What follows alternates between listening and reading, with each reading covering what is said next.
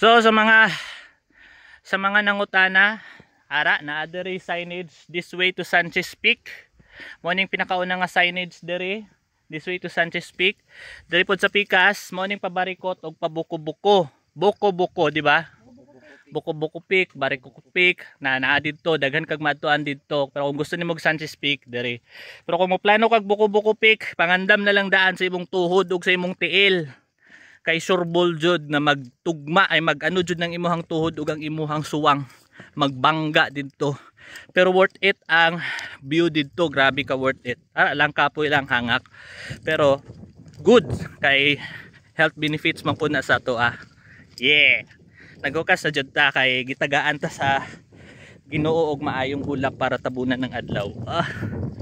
Sorry. Tapos time check kung sa na oras. It's already 9:52 in the morning. 5:02.